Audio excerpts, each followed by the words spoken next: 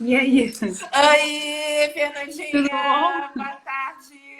Boa tarde. Mulher, você não havia me falado que seria uma outra conta, eu não sabia. Então, é porque no iFix nós temos duas contas, né? Uma que é o perfil oficial, que é para comunicação institucional, e esse perfil aqui que é mais para comunicação pedagógica, que eu que gerencio. Ah, Fernandinha, tá. aí olha só, a gente sempre aqui dá um tempinho antes, né? Só para as pessoas irem entrando, aí depois a gente começa, tá? Tá ótimo. E como E é aí, que tá como o é que seu você tá na dia? quarentena? Então, eu tô trabalhando pra caramba, né? O pessoal fala que professor universitário não trabalha, isso é mentira. Eu tô trabalhando muito, os meus pares também. A gente está se dividindo em 10, porque são as tarefas de casa, produção de artigo, conferência nacional, internacional, é, fazer trabalhos de extensão, né? Atendimento, a interlocução entre a universidade e a comunidade em geral. Então, a gente está trabalhando 24 horas por dia, né? Fora as áreas específicas que tentam minimizar, né, a questão do Covid, né? Descobrir aí vacinas, né, tratamento, né? Todas as áreas estão em conjunto tentando achar um mínimo denominador comum, né? Seus pais também são professores? Não, o meu pai, ele é vigilante, né, aposentado, ele era de carro forte, e a minha mãe era professora do ensino, pedagoga, né, mas ela já é falecida. Então, só tem o meu pai vivo agora, e ele está estudando também, ele está fazendo ensino superior, graças a Ai, Deus, que tem lindo! 66 anos, mas eu sou a primeira da família a romper todo o crivo social, né? A iniciar os estudos na universidade, a entrar na universidade, concluir a graduação em Ciências Sociais, fazer mestrado, doutorado e agora, né, professora universitária. Então, Ai, que lindo! eu É faço parte. legal é que o seu pai é vigilante, meu pai também, meu pai era guarda. Meu Meu pai pai é é a mesma coisa. aposentado, né? É. Ele trabalhou em carro forte, né? Ele fez uma série de cursos dentro da área da vigilância, né? E agora Uhum, ele é aposentado, também muito bom, fico feliz porque está cada vez mais perigoso, né? é. Mas a minha base é familiar, né? É da classe popular. A minha avó foi empregada doméstica, as minhas tias eram empregadas, uma tia era enfermeira, na verdade, o outro tio também enfermeiro, mas a grande maioria da minha família é de classe popular. Ninguém vê Uhum. das Ah, classes eu médias, também. não. Eu também, a mesma coisa para mim. Também, meus pais também. Meu pai é vigilante, minha mãe foi muito tempo cozinheira, diarista, Uhum, merendeira, sabe? uhum. Eu também fui a primeira pessoa lá de casa a Teu fazer doutorado. Uhum. graduação, mestrado, doutorado. Aí depois a minha irmã foi fazer graduação também, se formou no mesmo Uhum. curso que eu. Aí hoje ela está dando aula em educação infantil lá nos Estados Unidos, né? Ai, que chique! Nossa, É, maravilhosa, arrasou. Tipo, não vou trabalhar aqui, vou trabalhar nos Estados Unidos. Muito chique. não, ela está dando aula na creche da Universidade de Washington. Agora, ela deve enfrentar várias coisas lá em relação ao preconceito, né? Porque eu tive lá há pouco tempo e, como o Brasil, né, é o racismo aberto, né? Então, muito provavelmente ela enfrenta o mesmo tipo de coisa que no Brasil, mas de uma forma mais taxativa, né? Não tão velado, né? Uhum, Por uhum. ser mulher Não, negra. ela fala muito em relação a ser imigrante, né? Não a ser Sim, negra. porque Entendeu? a E eu, da ideia da ela, interseccionalidade. Mulher ela, negra da América Latina, então ela não aceita nem pela população negra norte-americana e também uhum. pela população da América Latina, lê-se mexicano, hispânico, né? Então ela fica o outsider dentro do outsider, né? Exatamente, é. E Uhum. aí, essa que é a reclamação dela maior em relação a isso, né? De ser imigrante. Mas só que ela se sente ainda um pouco mais acomodada, né, confortável, porque ela trabalha numa escola muito multicultural. Ah, Tem entendi. crianças assim do mundo inteiro. Tem chinês, tem indiano, tem coreano, entendeu? Certo. Então, assim, é um mix de gente de tudo quanto é canto. É. ela sente menos esse impacto. Daí ela estava me contando, falou assim, alguém falou que eu estava sendo islamofóbica. Eu falei, eu sofri racista a Sim. vida inteira, eu vou ter condição de ter preconceito. Então, assim, tem tanta coisa junto que eu fico, meu Deus, isso só pode acontecer nos Estados Unidos mesmo. Entendeu? Agora, Agora, não que a sua irmã seja, mas a possibilidade de uma pessoa ser racista em relação a um determinado grupo é uma probabilidade. Eu posso, de repente, É. não ser racista com um grupo negro ou com um grupo. Uhum. Não quer dizer que eu não seja racista, de repente, com indígena. Veja bem, Isso. percepção é a Uhum. ideia de desigualdade e de hierarquia, ou seja, a sociedade Uhum. é feita de hierarquias. E essas hierarquias, elas oferecem a ideia de privilégios. Podem ser privilégios tangíveis, materiais, ou pode ser ideias psicológicas, fictícias, de que você adquire determinado benefício em ter o ato malévolo do racismo. Então, não quer dizer que uma pessoa que não seja racista, sexista em determinado grupo social, ela não faça esse mesmo tipo de procedimento em relação a outros grupos. Tá? Isso é verdade. Isso Existem é verdade. sutilezas. Existem sutilezas do racismo. Isso é verdade. Até porque quando eu morei lá, né, eu morei em Ohio, a minha professora, orientadora, era uma mulher negra, ela era diretora da faculdade de educação. E ela Uhum. me explicava como que funcionava a hierarquia racial nos Estados Unidos. E aí Uhum. eu ficava nessa interseção do como eu ia me identificar quando eu tinha que preencher ficha, que lá tinha African American e Latin, eu não sabia o que eu tinha que botar. Maria. Aham. Eu não sabia. Aí eu botava assim, eu acho que eu vou botar a latina. E aí ela me chamou a atenção lá, não, você não é latina. Aham. Essa Sim. você não é latina, você é negra. Sabe, Sim. como se fosse um demérito ser latina. E aí foi. Exato. E ela falou muito claramente, ela era uma mulher muito objetiva, sabe, Fê? Bem pragmática. Falou: olha só, neste país, homem branco, mulher branca, homem negro, mulher negro, latino e orientais. Entendeu? Não, perdão, orientais acima dos latinos. Ela fala, essa é a escala. Então você, Patrícia, não pode. Você é pet. Você não pode falar que você é latina. Você é mulher negra.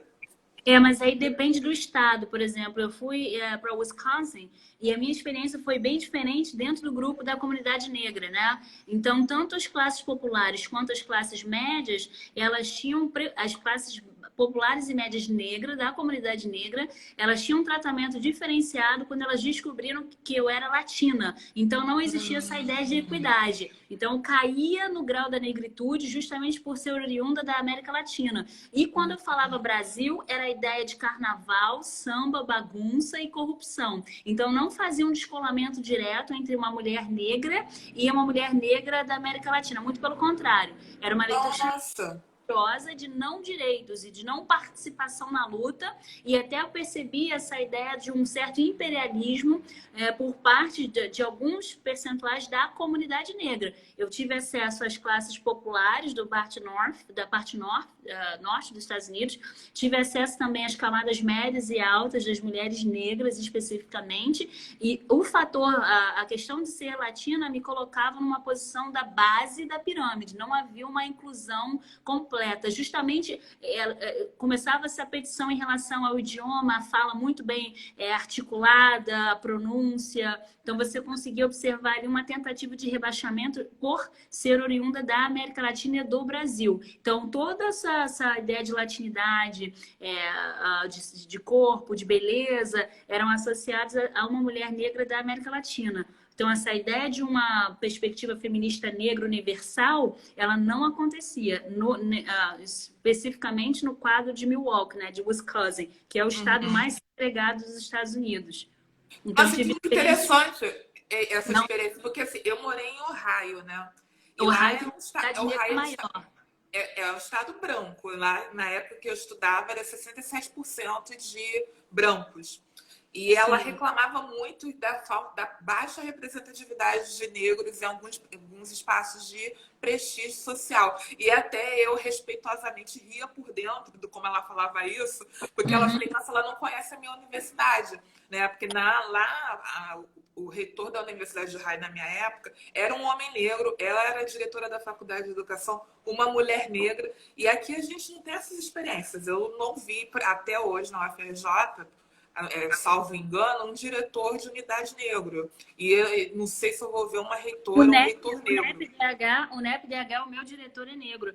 É mais um adendo também que eu queria fazer. Dentro da universidade, as professoras negras e os professores negros me respeitavam.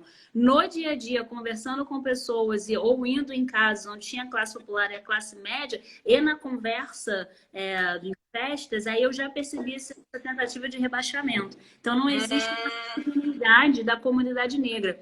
Eu vou até iniciar um pouquinho falando no contexto teórico. Tem um autor que eu gosto muito, que é o Paul Gilroy. Ele escreve O Atlântico Negro. É uma obra que fala muito sobre a questão da cultura, da música, da hibridez, né? Ele fala da melange, né? Ele fala, olha, nós fomos dispersados pelo globo, né? A população negra africana. Ele fala da diáspora. E ele fala, olha, e aí não existe essa ideia de uma comunidade imaginada, né? A África, para ele, é uma comunidade imaginada pelos movimentos negros, né? Uma ideia mítica de origem, né? Nós precisamos de um marcador ideológico, histórico, para falar de uma África, né? Só que ele vai falar que, na verdade, essa diáspora africana, ela vai proporcionar inúmeros modos de vida em outros contextos. Então, ele vai falar, olha, na Inglaterra nós tivemos o reggae, nos Estados Unidos nós tivemos o blue, o jazz, e depois ele fala do hip hop.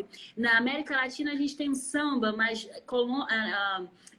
em Angola, Moçambique, a gente tem o samba. Então ele vai falando das produções culturais que tem um marcador identitário, que é o ritmo, né? A música negra, o corpo negro, essa forma de falar, essa linguagem, né? Vai ser um denominador comum, mas ele fala o que vai marcar a subjetividade, a coesão do grupo é a experiência do racismo. Então ele fala na década de 80 e essa linha de pensamento dele vai ultrapassar o tempo, vai comprovar o que a gente vê hoje quando a gente começa a discursar a respeito dos protestos negros, que vão influenciar, né, agora, que ocorreram nos Estados Unidos e vão influenciar os protestos negros aqui no Brasil, na Inglaterra e em outros lugares. Então o Paul Gilroy ele é muito específico nessa ideia, porque quando a gente lê o Fanon, Frantz Fanon, há essa ideia de homogeneidade de toda a comunidade negra do mundo. Mas perceba que o fenômeno da mestiçagem, né, sobretudo nos povos onde o amálgama foi mais propício, possibilitado,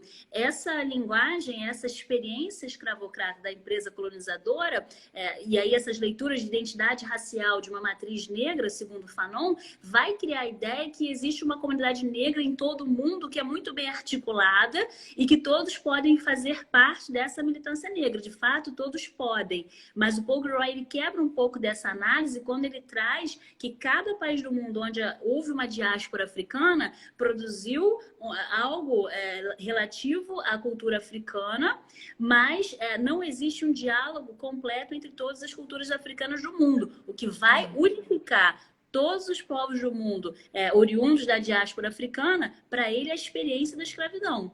Então, ele vai falar, olha, você percebe que houve um processo de hibridez, sim, quando a gente fala da música, sobretudo, né? O sofrimento, a música, o blues, ele vai trazer o sofrimento, né? Ele vai trazer ali, depois, a perspectiva da sedução. E o Paul Gilroy vai avançar e falar da apropriação cultural.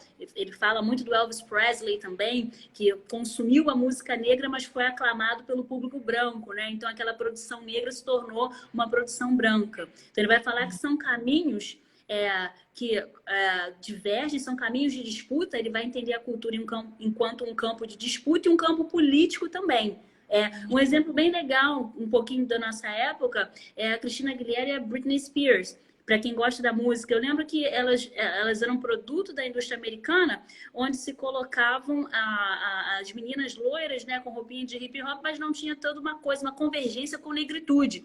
E de repente você vê uma transformação nessas performistas musicais, onde aparece ali com uma trança, piercing, cordões, que já é um estereótipo dos rappers norte-americanos, né? Então, você já começa a ver essas nuances, essas mudanças de apropriação cultural do grupo. O Eminem, enquanto um produto da indústria americana branca, já vista o poderio, a emancipação da comunidade negra norte-americana via o rap. Então, é bem interessante a gente começar a perceber essas nuances a partir da empiria, né? Então, quando você vai nos Estados Unidos e você começa a falar e você coloca ali a identidade latino-americana, ela não é tão encampada pelo público negro norte-americano. Muito pelo contrário. Há uma ideia de cidadão que não faz parte da comunidade negra, né? Então, é necessário que se perceba alguns adendos. Mas vamos iniciar, então, de fato, aí a entrevista. Olha, a gente começou, mas deixa eu só fazer a introdução formal. Porque a Fernanda e eu falamos bastante, né, Fê? A gente sempre fala muito. Gente, oi, pessoal. Boa tarde para quem não me conhece. Eu sou Patrícia Silva, trabalho no gabinete da direção do IFIX. Eu estou aqui hoje para apresentar mais uma live da nossa série Bate-Papo. E a nossa convidada de hoje é a professora Fernanda Barros, do NEP-DH. E é uma satisfação, uma felicidade, tá? A gente meio que já deu uma introduzida no que a gente vai falar hoje, né? Porque a gente sempre fala muito quando a gente se encontra, que o assunto é tão importante que a gente tem tanta coisa para falar. E hoje, Fê, eu vou te fazer uma pergunta para a gente direcionar sobre a nossa experiência de negritude aqui no Brasil. Né? A gente fala um pouquinho da nossa experiência lá nos Estados Unidos. Como é que você percebe a situação da mulher negra aqui no Brasil? Você pode fazer um overview para a gente rapidinho? Claro, falar da mulher negra é falar de um contexto histórico de luta e opressão, né? Então, quando a gente fala do contexto brasileiro, é importante voltar um pouco no tempo, né? Então, a gente fala da mulher negra que é sempre vista e conferida aos olhos do outrem, aos olhos do branco, enquanto aquela ex-escrava, né? Fernanda, mas já houve a abolição da escravatura. Mas, quando a gente observa os índices do IBGE, da PNAD, sobretudo de 2018 e 2019, cerca de 50% das mulheres negras brasileiras estão encampadas no setor de serviços, mais no setor de serviços serviços domésticos, né? E os menores índices salariais são relativos aos serviços domésticos no país. Então, quando a gente tira um check-up, uma espécie de quadro da população negra no país, está alocado principalmente no setor de serviços do agronegócio, mas não é o agronegócio no sentido de latifúndio, mas é no sentido da agricultura mesmo pesada. E a população negra também está alocada no setor de serviços mais de construção civil e nos empregos domésticos. E aí, quando a gente faz o recorte de gênero, e por que é importante falar de gênero? Porque quando a gente faz esse mesmo recorte, 50% dessas pessoas que estão no mercado formal, com carteira assinada, elas são empregadas domésticas e são mulheres negras, comparando ali com as brancas, né? Então, pretas e pardas, elas englobam os serviços domésticos. Evoluindo um pouco mais, a gente observa que, em termos salariais, essas pessoas, a população negra no Brasil, no qual nós fazemos parte, né? Essas pessoas, nós recebemos 2 ou 3 vezes menos que a mão de obra branca no país. Então, eu estou extraindo aqui dados específicos da PNAD, do IBGE, né, do governo federal, cruzando a questão de cor e raça. Então, para você ter ideia, e aí 2019, tá? Esses dados podem terem sido alterados drasticamente com a pandemia. Então, 45% das pessoas que estavam no mercado de trabalho eram brancos, enquanto 53% também estavam, mas por setores de atividade, como eu disse anteriormente, atividades agropecuárias, construção civil e serviços domésticos. E no quadro das desigualdades, quando eu falei da renda, em média, uma pessoa branca ela recebe 73,9% a mais do que pretos e pardos. E os homens ganhavam, em média, 27,1% a mais que as mulheres. Então, a gente está falando de uma diferença de gênero, porque quando você compara o homem negro com a mulher negra, esse homem negro ele tende a receber mais que essa mulher negra. Mas perceba também que, e aí, segundo os dados do IBGE, ainda que essa mulher negra tenha um grau de escolaridade maior que esse homem negro, haja vista essa hierarquia social que existe na sociedade brasileira, essa mesma hierarquia vai ser transportada para o mercado de trabalho.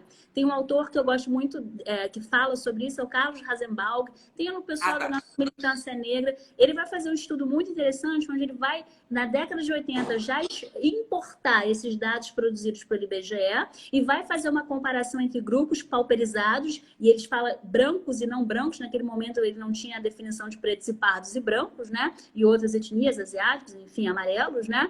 E ele vai fazer uma comparação de uma mesma família ou de mesmas famílias, de famílias de mesma classe social, a sua evolução na mobilidade social. Ele vai observar que, ainda que eles partam do mesmo patamar de escolarização e ocupação social, essa família branca ela vai ter 2 a 3 vezes mais chances de alcançar a mobilidade social, e esse acúmulo de capital cultural e econômico vai ser intergeracional, ou seja, vai ser passado para as outras gerações, enquanto essa outra família negra, ela pode atingir, de repente, um patamar de uma classe média, mas não uma classe alta, e os filhos não vão perder esses acúmulos ao longo do tempo, justamente porque o racismo ele vai continuar regulando as ações sociais entre os indivíduos. Então, qual que é a grande tese do Carlos Rosenbaum?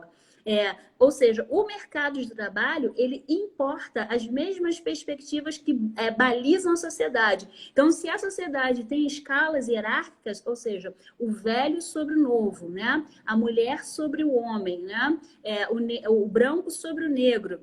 Então, se a sociedade ela tem essa ideia de hierarquização de escalas sociais pautadas no gênero, na cor e na raça, o mercado de trabalho vai importar essas mesmas definições e vai transmutar nos seus processos de trabalho. Então, por isso que a gente consegue observar que alguns postos de trabalho não são ocupados por pessoas negras. A gente observa que há uma escassez de chefias negras, tanto no setor público quanto no setor privado. É justamente por isso, porque o mercado de trabalho ele vai observar quais são as dinâmicas sociais que estão acontecendo dentro do âmago da sociedade e vai transportar essas mesmas medidas. Então, quando eu falo da mulher negra aqui no Brasil, hoje, muito provavelmente a grande maioria que não está desempregada se encontra no trabalho doméstico, né? Se não estiver acometida pelo Covid, né? Ainda tem esse adendo também. E, segundo esses dados do IBGE, em 2019, cerca de 4,6 pontos percentuais da população negra brasileira já estava desempregada. Então, os níveis de desocupação ou de desemprego ou trabalho informal, majoritariamente era composto pela mão de obra negra. Então, eu estou falando de um retrato antes da crise. Então, essas mulheres negras hoje, elas tendem à questão do empobrecimento da renda, a renda familiar, muito provavelmente já houve um esgarçamento, uma diminuição do poder aquisitivo dessa mulher negra, se ela ainda está no mercado de trabalho, ou provavelmente ela está desocupada e muito provavelmente ela é uma das receptárias dos programas sociais em ação. Então, a gente pode falar de um aumento do número de pessoas, sobretudo chefes de família. A gente sabe que as classes mais pobres do Brasil, elas são representadas por mulheres negras, são elas que chefiam a casa, e quando eu falo que elas chefiam a casa, elas não têm, muito provavelmente não têm maridos, ou quando têm, são relações ditas instáveis, né? Onde ela é a matriarca, é ela que chefia a família e ela sustenta todos ao seu redor, né? A gente está falando de repente, filhos, avós, tios, é ela que cuida, que gerencia todos aqueles que estão no seu entorno. Então, essa mulher negra especificamente, que não está no mercado de trabalho agora, e principalmente pela pandemia, né? Embora as empregadas domésticas sejam consideradas serviços essenciais, isso também é um fator bastante grave, justamente pela possibilidade de contaminação, infecção e letalidade, e também em conjunção à letalidade dos seus familiares em casa, né? Então, ela é o único braço, né? Ela é a matriarca, é a chefe de família, né? E se por um acaso ela não estiver trabalhando, essa mulher é uma das grandes receptárias do programa Bolsa Família, ou essa ajuda emergencial de R$ 600. Então, aí você tem um outro problema também na ajuda emergencial, que é a burocratização, o fenômeno da corrupção, como a gente viu agora há pouco, de pessoas que não necessitavam, estavam recebendo. A burocratização, por que eu estou falando da burocratização? Ou seja, o acesso à internet no Brasil é precarizado, não são todas as pessoas que têm internet em casa, haja vista os custos de internet, a gente está falando da empresa de tecnologia e informação, que normalmente não é do país, e aí os custos são altos, né? Então, essa ideia de aquisição dos programas, dos benefícios sociais, agora, no momento da pandemia, se torna ainda mais dificultoso. Uma outra questão é o analfabetismo. O grau de analfabetismo no Brasil é muito grande, cerca de 18,3% da população negra no país tem ensino superior, enquanto 36,1% de brancos já tem um ensino superior, então a gente fala daquele cumulativo de capital cultural. Então, a gente começa a observar vários atravessamentos. Uma outra questão é que 60% dos dependentes do SUS, Sistema Único de Saúde Gratuito, aqui no Brasil, né, para quem for de outro país, ele é o principal público que consome os serviços dados pelo SUS, fornecidos pelo SUS, né, dentro da lógica de pagamento de impostos, é a população negra. E aí, uma outra questão que precisa ser analisada num conjunto de coisas em relação à mulher negra é que a população negra já apresenta algumas doenças congênitas. Existem estudos que falam que essas doenças foram causadas devido ao processo de colonização. Posso citar alguns deles, como a anemia falciforme, a diabetes, aumento da pressão arterial. Já são doenças congênitas que fazem da população negra público-alvo e específico que necessita do atendimento pelo SUS. Haja vista aí a diminuição e a ausência de salários que fazem com que sejam SUS dependentes. Então, essa ideia de saúde privada não é uma pauta para a população negra, haja vista os rendimentos serem muito pequenos. Outra questão é que essas mulheres negras, pelo número de filhos, geralmente tem 2 a 3 filhos, né, como chefes de família, fazendo um perfil daquelas que compõem a base do Bolsa Família, elas geralmente acumulam 2 a 3 trabalhos também. Elas são receptárias do Bolsa Família, mas muitas delas são faxineiras ou empregadas domésticas, né? Então, às vezes, não recebem os proventos. Ali registrado na carteira, não tem aquele salário fixo. O que faz com que elas trabalhem em 2 a 3 empregos, né? Em 2 a 3 ocupações. E elas, porventura, não têm tempo para estar com os seus filhos. E aí, essas crianças, né, já sofrem essa dificuldade da escolarização, a escola precária, uma escola que não é integral, né? Então, já vem esse acúmulo de violências também. A violência territorial, né? A gente pode falar da socialização a partir da violência também, nesses territórios pauperizados, né? A gente está falando, de repente, do poder paralelo, a gente está falando da milícia, a gente está falando das ações policiais, que tem a truculência, a violência, enquanto uma pedagogia, não só de ensino, mas também de inoculação dessas populações. Então, essa mulher negra, ela não tem esse tempo hábil para cuidar dos seus filhos. Quando a gente pensa aqui no ensino remoto, né? A escolarização agora virtual devido à pandemia, você já tem 2 problemas, que é o acesso à internet, o acesso à internet de qualidade, e a segunda questão é o tempo dessas mães de ensinarem seus filhos, porque muitas para que possibilite essa ideia de educação. Exatamente. Então, você começa a observar ali um crivo de déficits, né, de ausências regulatórias que vão propiciar a essa mulher negra sua própria existência. E aí, como a gente fala da mulher negra, né, enquanto matriz, aquela que vai gerenciar e gestar a família. Então, perceba que o fenômeno no Brasil, em relação à classe, a gênero e raça, ele tem uma caminhada conjunta, é o que a gente vai chamar dos estudos interseccionais, onde você cruza o fenômeno raça, cor, idade, classe social e o gênero ali vai pautando essas relações. Quando eu trouxe esse panorama econômico, é para traçar o perfil dessa mulher negra, que pode ter escolaridade ou não, mas os rendimentos são baixos, né? Quando a gente pensa nesse homem negro, tanto os seus filhos quanto os seus maridos, o Brasil, a gente sabe que os jovens negros de 18 a 24 anos, ou até menos, têm 4 vezes mais chances de serem mortos por violência policial, quando comparado com o grupo branco. Então, essa mulher negra, muito provavelmente, ela pode perder os seus filhos ali nesse momento, nesse processo de crescimento de vida social. Se ela não perde o seu filho, ela pode perder o seu marido também para a violência policial.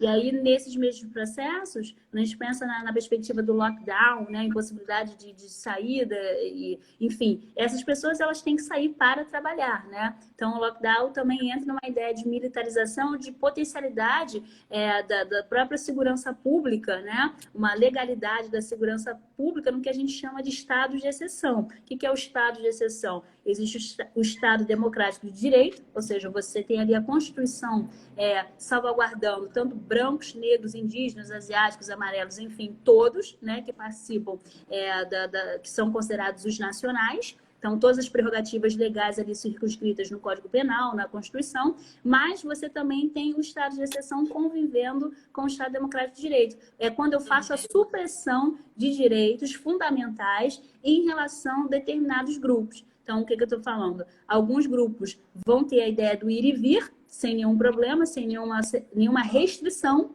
né? E outros grupos não vão ter esse mesmo tipo de tratamento. E, infelizmente, o Brasil ele apresenta os maiores índices de letalidade da população negra, e aí do homem negro, como eu disse para você. E, novamente, quando a gente traz a ideia da mulher negra, você também a gente pode falar do feminicídio, né? Ou seja, os índices de feminicídio no Brasil, eles mostram que a letalidade em relação à mulher negra é muito maior do que a mulher branca, chega a quase 50%. Então, essa cultura patriarcalista, quando a gente fala do patriarcalismo, essa ideia da propriedade. Então, tanto o homem negro como a mulher negra, ela ainda é vista enquanto uma propriedade. E entra aquela ideia também de sexualização do corpo negro, hipersexualização do corpo negro, né? O homem, de repente, como objeto afetivo, eretivo, na verdade, e a mulher também, a ideia da globeleza, né? E, ao mesmo tempo, a animalidade, né? São esses dois grupos, esses dois sujeitos, dois indivíduos que podem passar por sofrimento constante ou serem mortos. É aquela ideia, a carne negra é a carne mais barata do mercado. Mais barata do mercado. Então, perceba que não houve um rompimento da ideia que o negro no Brasil e a negra deixaram de ser escravos. Muito pelo contrário, quando a gente observa a legislação hoje, na atualidade da pandemia, que coloca a empregada doméstica enquanto serviço essencial, já está demarcando ali que a classe média, né, composta ela, sua grande maioria branca, não pode lavar uma louça, não pode limpar uma casa. Esse braço servil escravizado, ele continua em vigor. Então, a marca do nosso patriarcalismo, ele continua em ação na sociedade brasileira. Uma outra coisa que eu queria destacar aqui é que agora alguns dados têm falado que em alguns estados do país, por exemplo, em Alagoas, deixa eu pegar aqui específico, Amazonas, Ceará, Espírito Santo, Pará, Rio Grande do Norte, Rondônia e Rio Grande do Sul, eles mostram que a população negra nesses estados tem 12 vezes mais chances de morrerem por Covid do que o grupo branco ou pardo. Tá? E aí ele ainda faz um destaque em relação ao gênero. Então ele fala do grupo, mas fala do gênero, que é a mulher negra. Então por isso que a gente consegue observar porque essas pessoas estão morrendo muito facilmente. E aí, segundo os dados da Secretaria de Saúde, né, de Alagoas, ela informa essa defasagem, né? E ele fala que em alguns estados, como em São Paulo, a população negra tem 62% mais chance de morrer do que as pessoas brancas. Então, quando a gente fala da convulsão do SUS, né, e a incapacidade de atendimento, ele vai recair majoritariamente sobre a população negra, porque é ela que depende do SUS. Um exemplo bem tácito dessa perspectiva foi a primeira morte no Rio de Janeiro de uma empregada doméstica negra de 63 anos. Ou seja, o pai da Itália, ela pegou a doença, ambos foram hospitalizados, mas ela, por ser uma mulher negra dependente do SUS, né, ali a questão dos proventos, foi a primeira a morrer. Então, isso é uma coisa interessante que você está falando, que na segunda-feira, agora, no dia 29, a gente recebeu aqui uma psicóloga negra para falar sobre saúde mental em tempos de quarentena. E ela está muito envolvida no movimento Favela Sem Corona. E ela estava fazendo um questionamento que eu acho muito pertinente, muito válido, quando ela fala assim, lockdown para quem?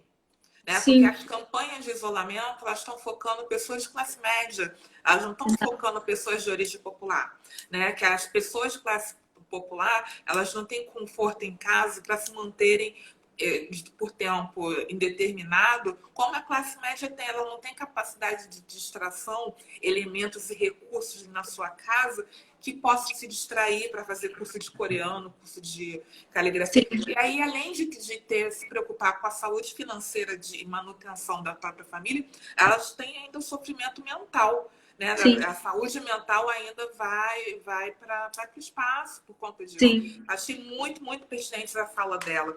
E aí eu queria perguntar para você o seguinte, como é que você percebe a atuação do movimento negro para reverter essa situação, o quadro social que nós negros nos encontramos no Brasil hoje? O movimento negro ele tem um histórico de luta muito grande, né? A gente pode falar até da resistência, da criação dos quilombos, né? No país há muito mais tempo, né? A gente pode fazer aqui marcos históricos demarcando. Eu só queria voltar um pouquinho na fala e continuar respondendo. A própria perspectiva da OMS de isolamento social, ou seja, dentro de casa, né? Distanciamento entre as pessoas dentro do lar. No Brasil, essa perspectiva é tão dificultada, já vista o subdesenvolvimento, né, desigualdade social e racial, que, por exemplo, a gente tem o que a gente chama de favelas ou aglomerados urbanos, onde você tem 1 a 2 dormitórios, né, e aí 6 pessoas a 8 dentro de uma mesma casa. Então, até essa ideia de distanciamento social dentro do próprio ambiente, do próprio domicílio, já é uma pauta dificultosa para a população pobre do país, aí lê-se população negra.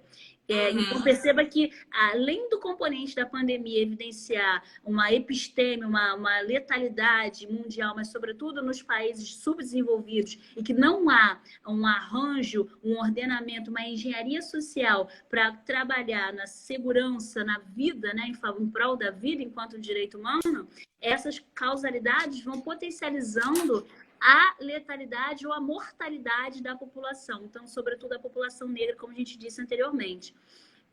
E quanto ao que você perguntou, o movimento negro, desde a década de 30, eu vou traçar esse ponto, esse marco ideológico, desde a década de 30 com a Frente Negra e na década de 70 com a MNU, ele já vinha falando, já tinha uma agenda que já falava da mortalidade da juventude negra nas favelas, nas áreas periféricas, né? Já falava da desigualdade salarial entre negros e brancos no mercado de trabalho. Na década de 70 é muito interessante que o Brasil ele começa a dar um boom no crescimento econômico, né? Um milagre econômico ele começa a ser vivenciado. Mas é interessante que as classes médias, e aí a classe média branca e a classe média alta, ela começa a alcançar sua mobilidade social em níveis incríveis. O carro, a televisão, entre outras coisas, né? TV, né? E internet, mas aí na década de 70 ainda não tem internet. Mas, enfim, é nesse momento que há um boom, crescimento no país, o PIB, Produto Interno Bruto, ele começa a crescer no país, só que esse crescimento ele não é distribuído, ele não é alocado de forma equânime. O que eu estou querendo dizer? O movimento negro já vai começar a protestar nas ruas, a marcha do Zumbi dos Palmares, falando dessa desigualdade na renda e que o país está crescendo, a população negra ela está sendo deficitária, ela não está participando desse processo social de crescimento econômico. E aí o movimento negro começa a traçar estratégias de endereçamento aos quadros políticos, às entidades civis, né, em todos os partidos, né? Então ele tenta se enraizar em diferentes esferas da sociedade para tentar modificar o status quo, sobretudo no âmbito legislativo, né? E agora o movimento negro tem sido atuante desde sempre. A gente pode falar do governo Lula, a Marcha das Mulheres Negras, em Brasília, que já trazia essa agenda da mortalidade, a perda dos seus filhos, a desigualdade salarial, e aí que a gente vai ter enquanto resposta é uma legislação voltada para as empregadas domésticas. Quem são as empregadas domésticas? Como eu disse anteriormente, segundo o IBGE, são as mulheres negras e pardas, né? E aí você tem ali a marcha das domésticas agora no governo Dilma, e você tem quando há o surgimento do pacote Moro, né, que tenta atenuar o auto de resistência, ou seja, o policial já fica com o benefício que ele não houve um ato de violência em relação àquele que era considerado bandido, né? Então, dentro desse movimento, a militância negra ela já começa a se colocar dentro do âmbito legislativo, até no âmbito internacional também, a fazer petições, requisições diante da ONU em relação a esse pacote do Moro, que era institucionalizar ou ratificar os excessos da polícia militar, sobretudo nas metrópoles, né? E uma segunda medida agora são essas não só comissões, mas essa militância negra que tem protocolado atos voltados para a AIA, e não só para a AIA também, mas para a ONU, né, a Corte de Direitos Humanos, requisitando uma proteção de todos os brasileiros, sobretudo da comunidade negra. E aí uma das instâncias que a gente pode observar a ação e a resposta interna foi a própria decisão do Supremo Tribunal de Justiça, na Superior Tribunal de Justiça, em relação à paralisação das ações policiais, as incursões agora, nesse momento da pandemia, no Rio de Janeiro. Então, a gente pode observar ali, de repente, uma conquista do movimento negro, porque eram dois fenômenos que já estavam sendo acometidos. A violência policial, né, que é comum, algo que é ordinário, né, ao cotidiano das populações pauperizadas, a comunidade negra, e, ao mesmo tempo, a própria epidemia, que já estava trazendo também o que é próprio da comunidade negra, que é a solidariedade, né? Sobretudo em São Paulo, a gente vê esse quadro, no Rio de Janeiro, a gente tem a CUFA criando ali uma central de cestas básicas, e não só cestas básicas, a arrecadação de dinheiro para possibilitar às mulheres negras um certo pecúlio, que foi anterior à própria liberação do governo desse valor emergencial, que a gente não sabe nem até quando vai ficar.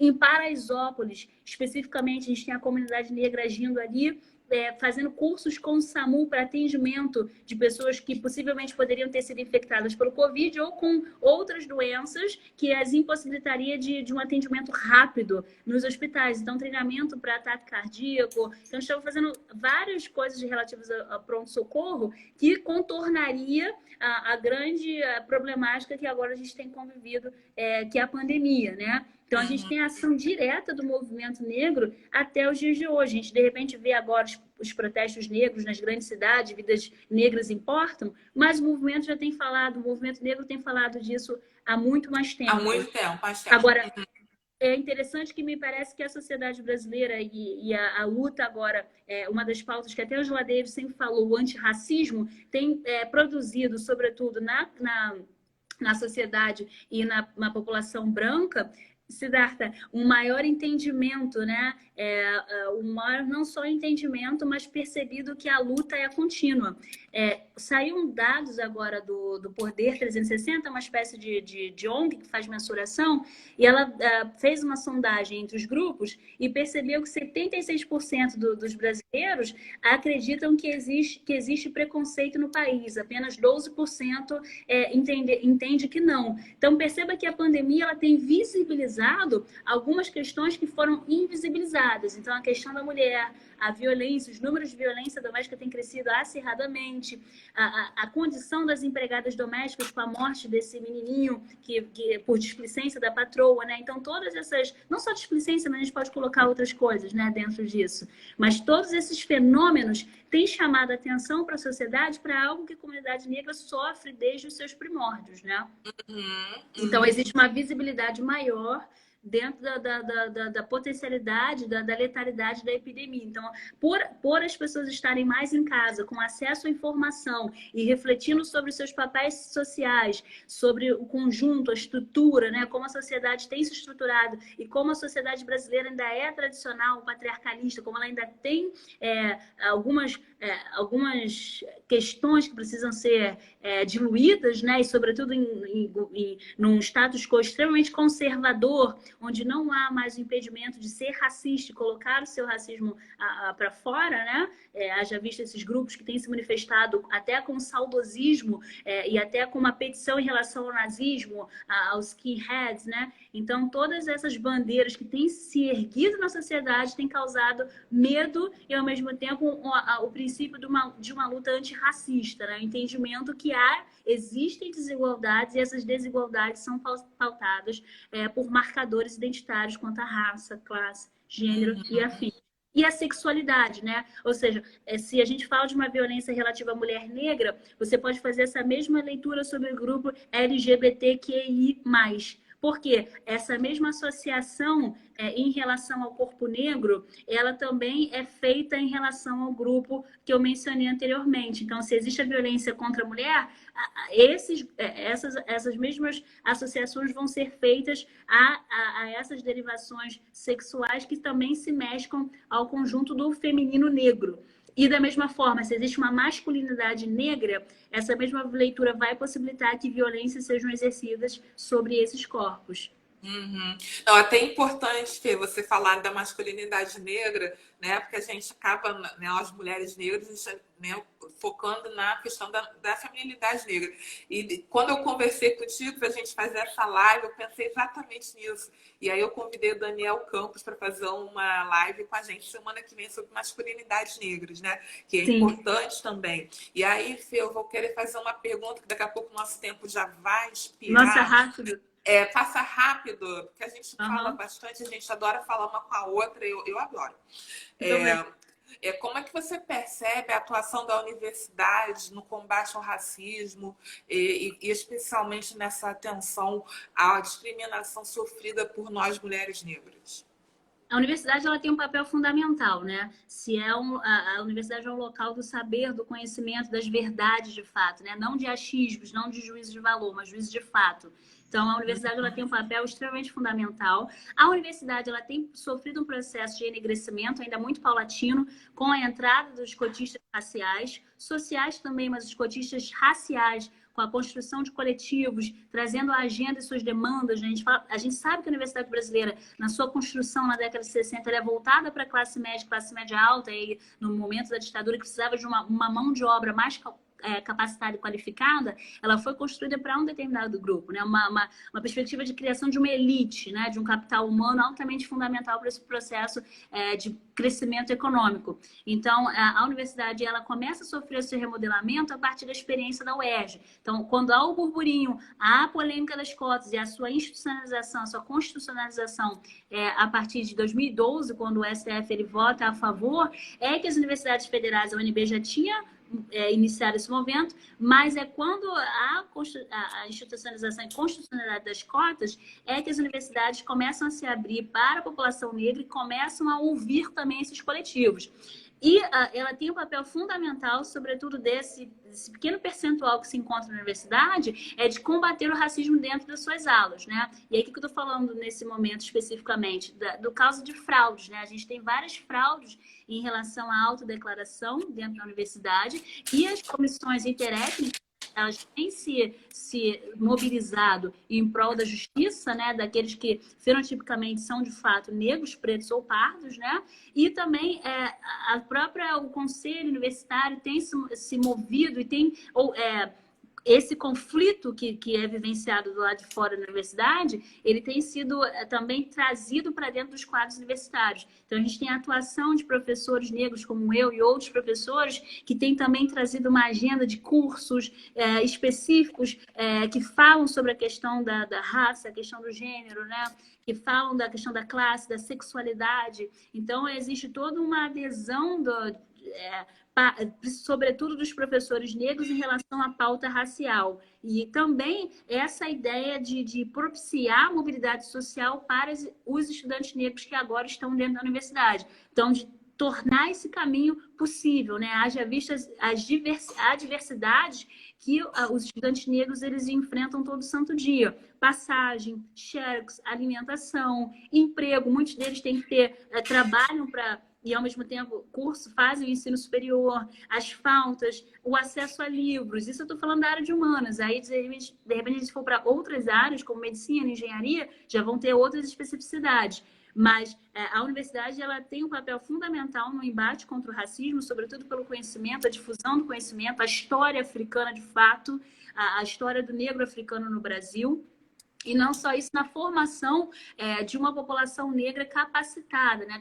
Que já não é que não fosse, mas devido a essa ideia de titulação para a aquisição do capital cultural e posterior econômico, a universidade tem um papel fundamental enquanto pontos de acesso para que se crie uma equidade social no que a gente pode falar de sociedade brasileira. Então, ela tem experimentado agora essas polêmicas, esses conflitos que se dão do lado de fora da universidade. Mas ela ainda tem que mudar muito. A Universidade Pública Brasileira, eu falo da FRJ, ainda precisa de mudanças exponenciais em relação à inclusão de fato da população negra, dos estudantes negros. Porque não existe uma equidade quando a gente pensa entre os grupos, né? Como eu falei anteriormente, as experiências são diferentes.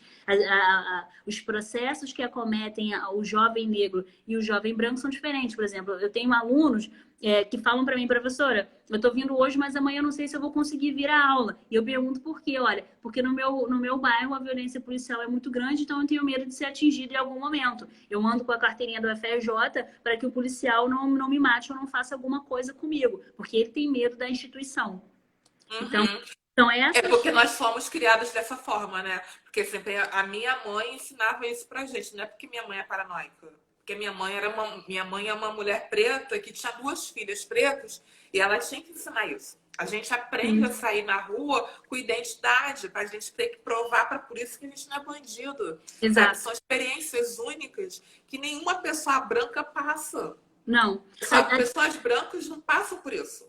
Sim, e aqui no Entendeu? Brasil e também nos Estados Unidos incidem dois problemas, a questão da classe e a questão da raça. Então, por que não há uma unificação quando a gente fala dos protestos negros norte-americanos? Por que a gente observa que algumas pessoas aderem aos protestos? Não há uma unificação. Justamente porque dá aquela ideia de classe. Olha, aquele fenômeno de violência foi por conta da favela. Aqui eu moro na Zona Sul, no meu apartamento, eu não consigo vivenciar esse tipo de coisa, não consigo entender. Então, a luta antirracista passa por entendimento que essa violência ela vai acometendo todos os sujeitos, mas alguns sujeitos em específico são o alvo principal, sobretudo por conta dos estigmas, né? A relação entre o bandido e a população negra, o jovem negro, né? Ou a mulher negra também. E aí isso vem da lei da vadiagem. A gente tem ali no histórico de formação do país, no governo imperial, onde se cria a ideia da lei da vadiagem. Então, vadio ou a vadia era qualquer pessoa que estivesse à toa na rua. Então, a gente está falando especificamente dos escravos ou ex-escravos e das mulheres prostitutas.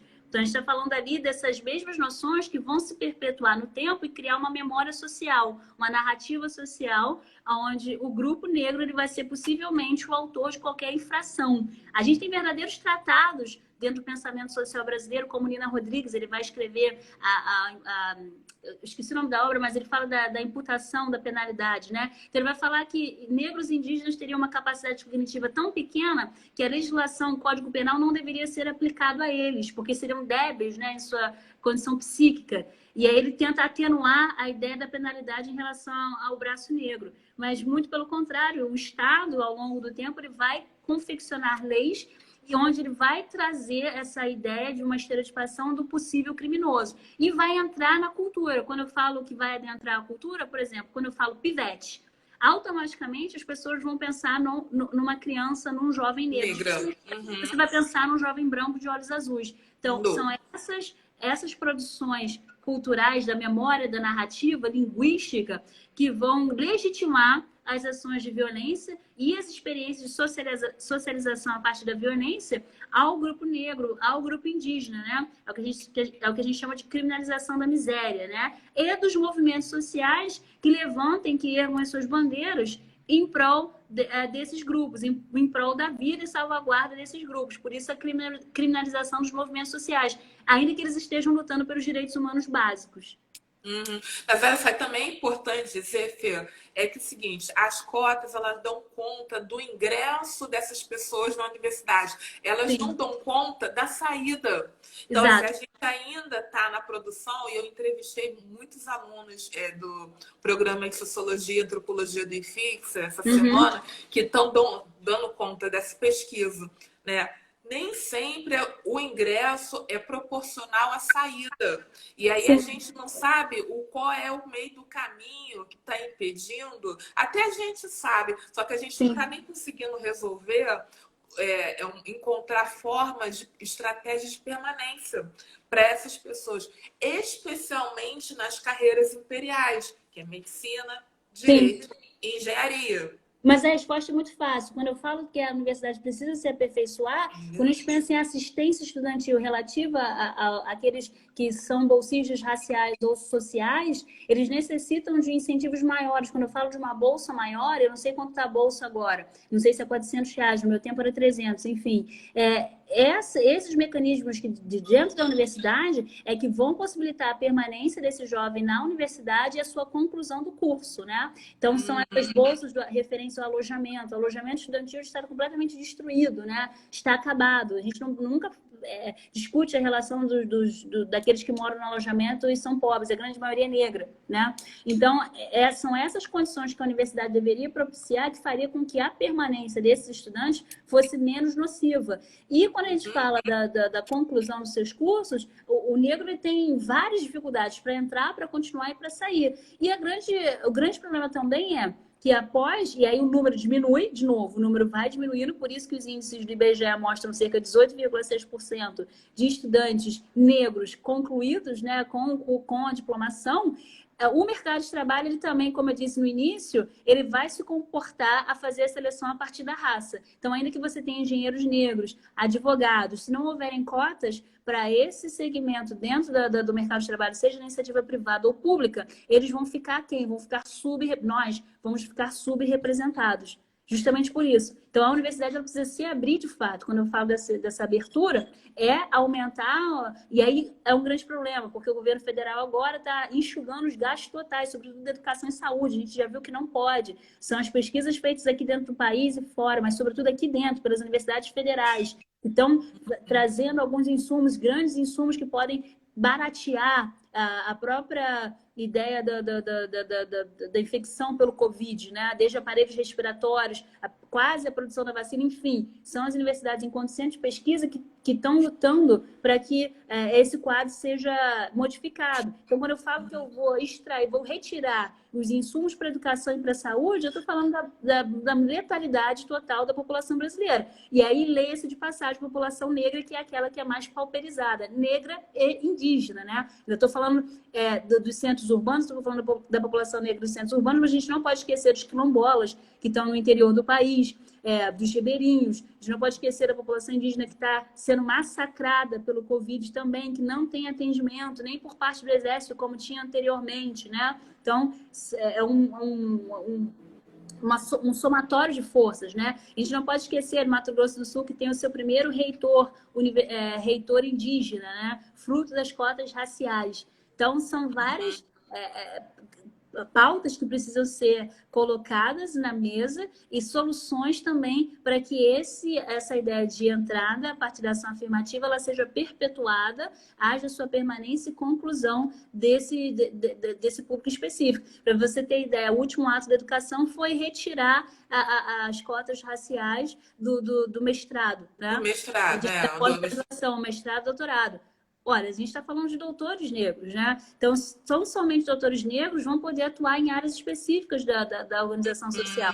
Então, estou falando de ministérios, né? Então, se você precisa de uma qualificação, se o mercado de trabalho ele tem esse jargão da racionalidade de pessoas altamente qualificadas, quando eu começo a fechar, a elitizar esses setores novamente, estou falando que eu não quero essa população dentro dos quadros que vão dar poder e vão modificar o status quo da população brasileira como um todo, né?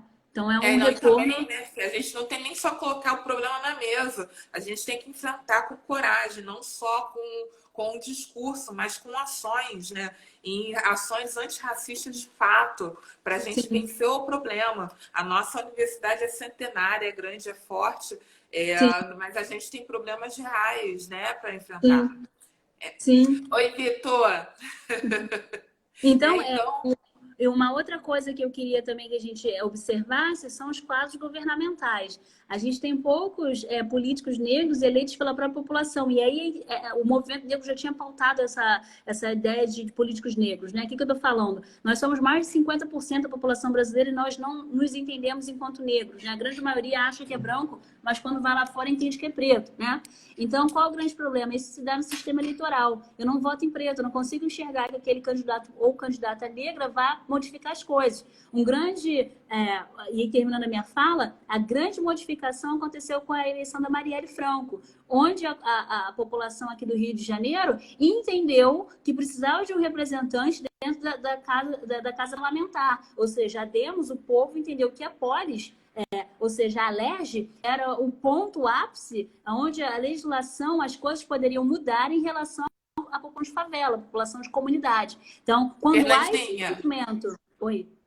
Só para te interromper, só porque a gente tem 1 minuto e 35, daqui a pouco fecha. Ok, então... eu não quero fechar sem a gente se despedir. Tá ótimo. Então, terminando só com isso, mostrar a importância que a população negra, né, que haja essa identificação quanto à raça negra no país, uma luta em prol da população negra, são várias as violências que são experimentadas pelo grupo em específico. Então, os dados estatísticos, a empiria, né, a realidade brasileira, ela vai comprovar toda essa linha de pensamento, toda essa linha de argumentação. Então, é importante que a luta antirracista ela seja feita tanto pelo grupo grupo branco quanto pelo grupo entendendo que existem privilégios que foram construídos historicamente, culturalmente e que fazem desse país altamente desigual. Então, é esse momento que a gente tem que modificar as coisas. Não basta apenas sentar e dizer que os negros são pessoas, não podem morrer. É necessário que se obrigue as empresas, o governo, a ter políticas que providenciem de fato a igualdade entre os grupos. Então, tá, gente. Então, Fernandinha, muito obrigada pela sua participação. Fiquei muito feliz, gente. Olha, boa tarde. Agradeço a participação de todo mundo. A live vai ficar salva aqui no IGTV, hein? Beijão para todo mundo e se cuidem. Um beijo. Fiquem com Deus.